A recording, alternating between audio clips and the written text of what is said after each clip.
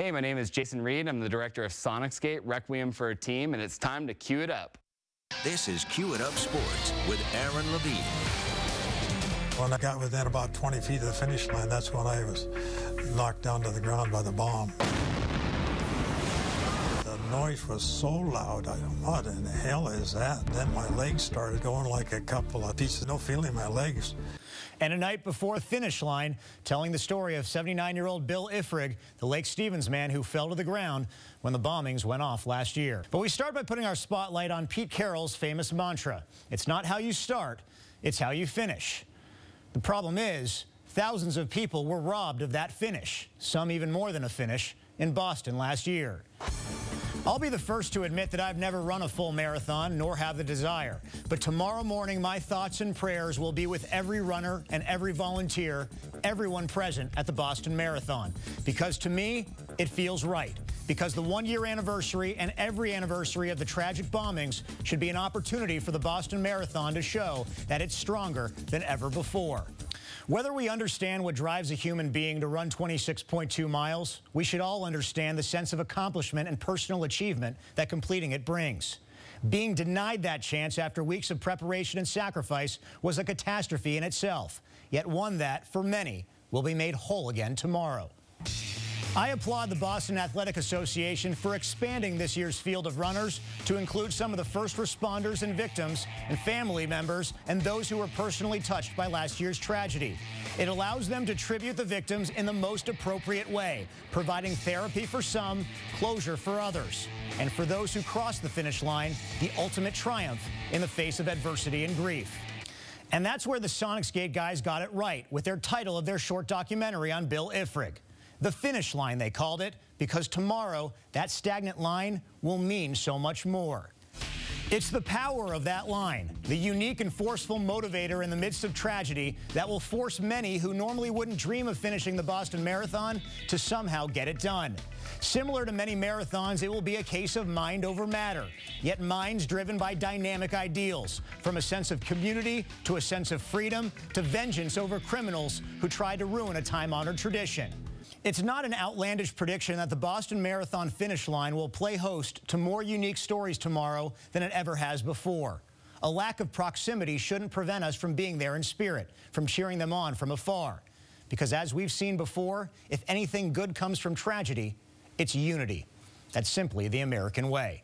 Immediately, the whole place turned into chaos. There was people running all over everything, smoke going across the street, and the smell of gunpowder in the air.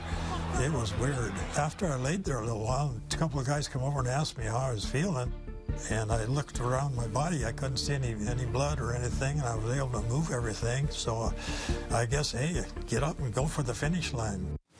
And that's exactly what Bill Ifrig did, Lake Stevens. It's the title of the short documentary made by these guys, Jason Reed, Adam Brown. You might recognize them from Sonicsgate, Requiem for a Team. How you guys doing? It's just nice to have you guys back in studio. We're doing good. We're staying very busy, continuing to fight the Sonics cause, but also make a bunch of new documentaries and get them out there and seeing. Really impressive work. I highly encourage everyone to check the video out. You can see it on sportsonearth.com.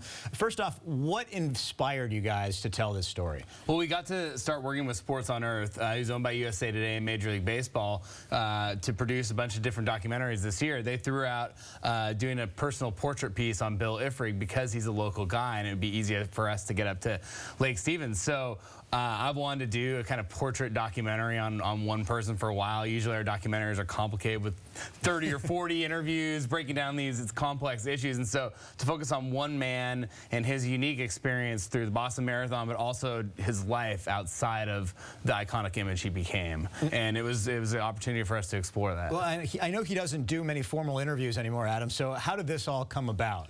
Well, Sports on Earth approached us, and we just started tracking him down, you know, looked up his phone number. We knew he was in Lake Stevens, left several messages, and, you know, he's not a huge technology guy, so, you know, we just kind of kept calling, and there was no email or anything, and we just eventually got him on the phone, and he was the nicest guy ever. You know, you could tell he wasn't trying to bask in the celebrity, but he's happy that his story is inspiring other people, and so we went up and spent about a 10-hour day with him.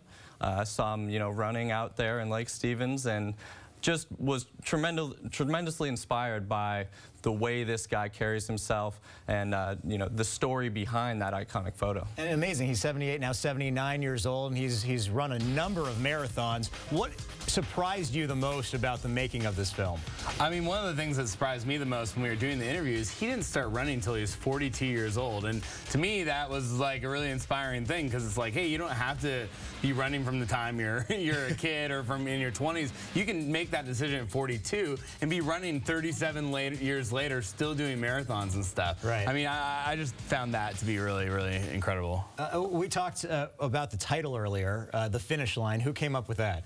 That was something that just kind of jumped out to me as we were assembling kind of some clips of Bill and some things that he had done a ton of interviews on, you know, CNN and Sports Illustrated, and everybody kind of picked up this story when it first happened. And as we were reviewing it, it just sort of seemed like this is the obvious thing, because it's such a powerful symbol for the resiliency of Bill as well as the American people in dealing with this tragedy. I know all eyes are going to be on Boston tomorrow. How much do you guys plan on kind of keeping up with what's going on there? Yeah, definitely. I mean, we're going to be watching after spending, you know, some time putting this documentary together and kind of reliving what happened a year ago and on a greater detail, trying to get to the bottom of this guy's story. I'm just really interested to see how the city of Boston, you know, responds, and just probably the atmosphere that's going to be there is going to be incredible. The coolest part, you were just telling me off camera that they're going to play the trailer to this video at Fenway Park tomorrow during the Boston Red Sox game? Yeah, I mean, Sports on Earth being owned by Major League Baseball and the Red Sox